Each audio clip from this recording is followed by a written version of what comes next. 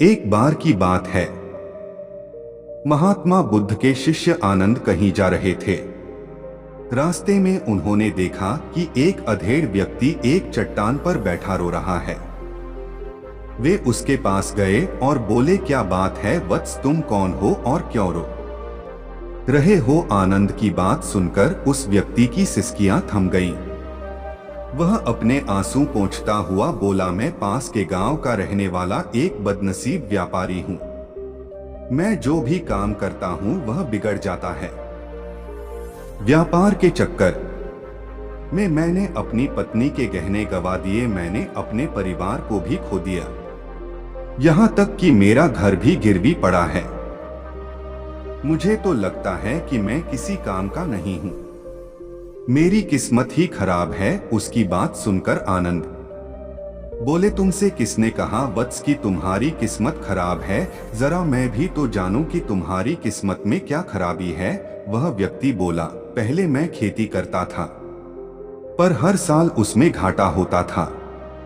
कभी सूखा पड़ जाता तो कभी ज्यादा बारिश के कारण फसल बर्बाद हो जाती। इससे परेशान होकर मैंने व्यापार करने का निश्चय किया। मैंने पत्नी के गहने बेचकर अपना व्यापार शुरू किया, लेकिन मेरा व्यापार नहीं चला। शुरू में परिवार वालों ने मेरा साथ दिया, लेकिन जैसे जैसे मुझे नुकसान होने लगा, मेरे परिवार वाले भी मुझसे दूर हो गए। मैं यह सब उनके लिए ही कर रहा था, लेकिन अब वे लोग मुझे देखकर नजरें फेर लेते हैं और मुझे ही मेरे परिवार की दुर्दशा का जिम्मेदार ठहराते हैं। उस व्यक्ति ने एक लंबी सी सांस ली और फिर बोला, मेरा एक मित्र है, उसने भी मेरे साथ अपना व्यापार शुरू किया था। उसका व्यापार अच्छा चल रहा है। वह जब भी मेरे घर आता है तो अपनी सफलता की कहानियां सुनाता है।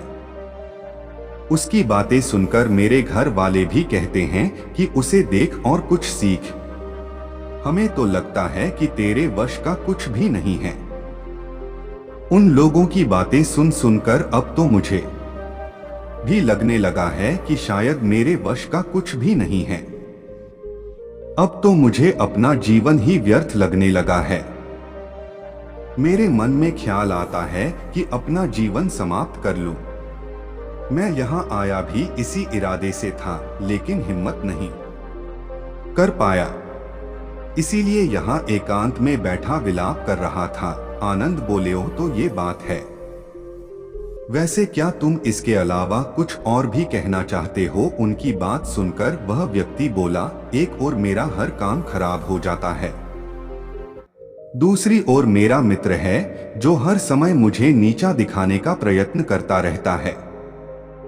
मुझे समझ में ही नहीं आता है कि मैं क्या करूं। आनंद बोले, क्या तुम अपने मित्र की बातें सुनकर दुखी हो जाते हो? हाँ, मैं उसकी बातें सुनकर स्वयं दुखी हो जाता हूं, उस व्यक्ति ने जवाब दिया।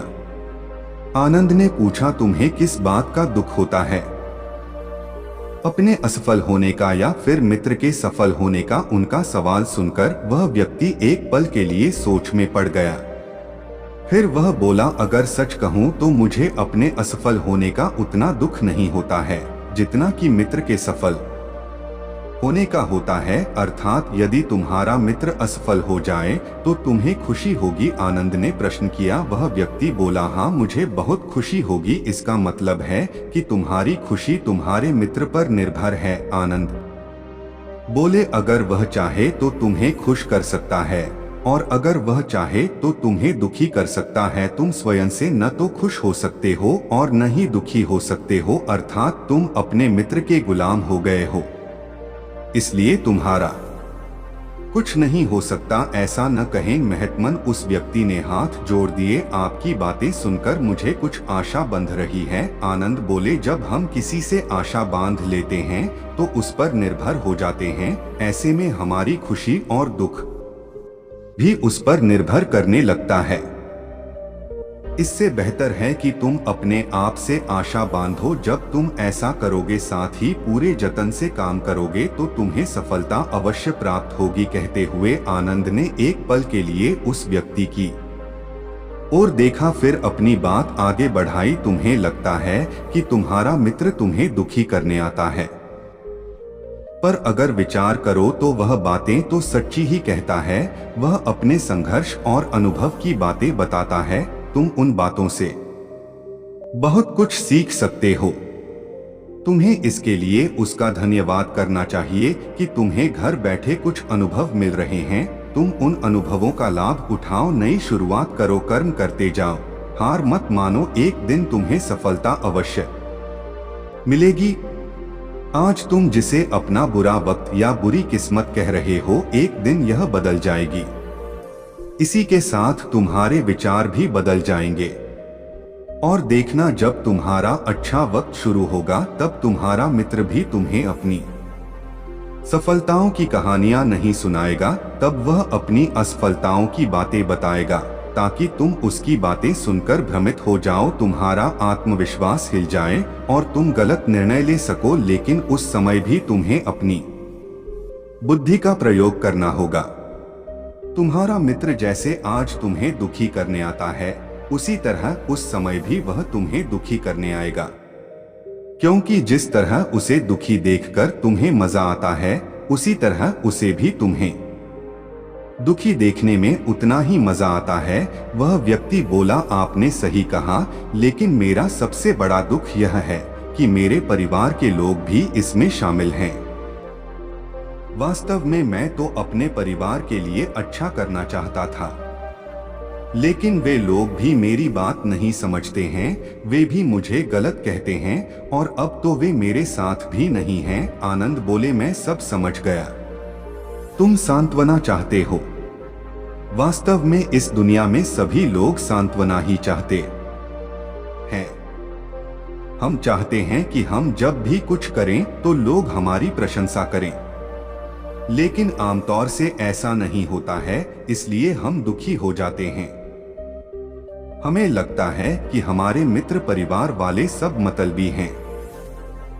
लेकिन तुम अगर किसी को अपना परिवार मानते हो और उसके लिए कुछ करना भी चाहते हो, तो तुम्हें ऐसा क्यों लगता है कि तुम दूसरों के लिए कुछ कर रहे हो? वास्तव में तुम अपनी खुशी के लिए कर रहे हो। इसलिए परिवार के लिए कुछ करना वास्तव में अपने लिए ही करना होता है। लेकिन अगर ऐसा करते समय तुम्हें लगता है कि तुम दूसरों के लिए कर रहे हो, तो तुम दुखी रहोगे। और अगर तुम्हें लगता है कि तुम अपने लिए कर रहे हो, तो तुम खुश रहोगे, क्योंकि जब तुम अपने लिए कुछ अच्छा करते हो या करना चाहते हो, तब तुम्हें सांत्वना की जरूरत नहीं पड़ती है। आनंद की बातें सुनकर उस व्यक्ति के चेहरे के भाव बदल गए। वह बोला, आप सही कह रहे हैं, मैं समझ गया हूँ। अब तक मेरी किस्मत खराब इसलिए थी क्योंकि वह दूसरों के हाथ में थी।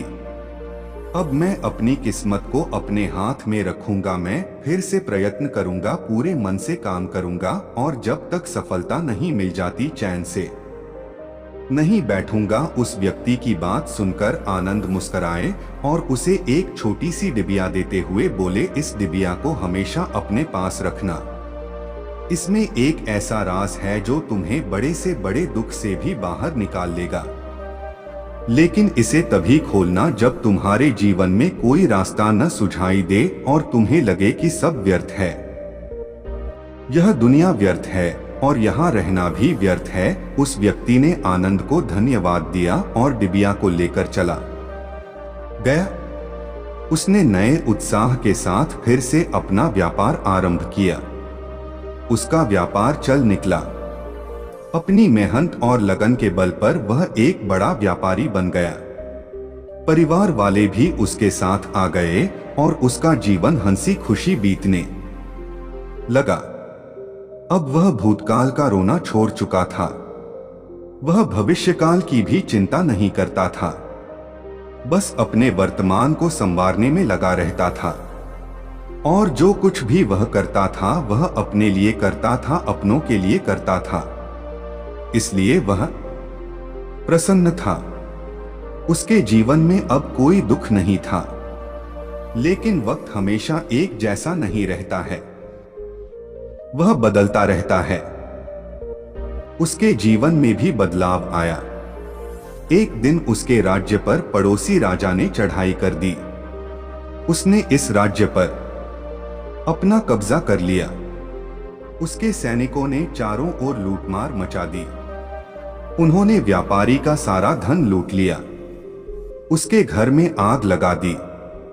जान बचाने के लिए उसे अपने परिवार के साथ वहां से भागना पड़ा। वह व्यक्ति अपने परिवार के साथ कई दिनों तक इधर उधर भटकता रहा। वह दाने दाने को मोहताज हो गया। उसका बच्चा बीमार हो गया। इलाज के अभाव में वह तड़पने लगा। यह देखकर उसका हृदय चीत्कार कर उठा। वह कैसे अपने बच्चे का इलाज कराए? उसके पास तो खाने के लिए भी पैसे नहीं थे। ऐसे में उसे एक बार फिर निराशा ने घेर लिया। उसे लगने लगा कि उसका जीवन व्यर्थ है, सारी दुनिया व्यर्थ है, किसी भी बात का कोई मतलब नहीं है। भले ही आप जीवन में कितना भी कुछ कर लो, कितनी भी सफलता हासिल कर लो, पर अंततः यह जीवन समाप्त ही होता है। तो फिर ऐसे में जीवित रहने का क्या फायदा? इससे तो अच्छा है कि वह अपना जीवन समाप्त कर ले। लेकिन तभी उसके दिमाग में आनंद की दी हुई डिबिया कौंध उठी। उसने उत्सुकता के साथ उसे खोला। डिबिया के भीतर एक पर्ची रखी हुई थी। पर्ची पर कुछ लिखा हुआ था। उसे पढ़कर उसकी आंखों के आगे छाया निराशा का अंधेरा छंट गया और वह मुस्कुरा पड़ा। पर्ची पर लिखा हुआ था, यह समय भी बीत जाएगा। उसने डिबिया को अपनी मुट्ठी में भींच लिया और एक नई शुरुआत के लिए उठ खड़ा हुआ। दोस्तों, अगर आप भी ऐसी ही परिस्थिति से गुजर रहे हैं तो निराश न हो। अपने अतीत पर शोक मत करें, न ही भविष्य की चिंता करें। अपने वर्तमान को जिएं और उसे बेहतर बनाने के लिए सच्चे मन से प्रयत्न करें। यकीन जाने जल्दी ही आपकी किस्मत भी बदलने वाली है।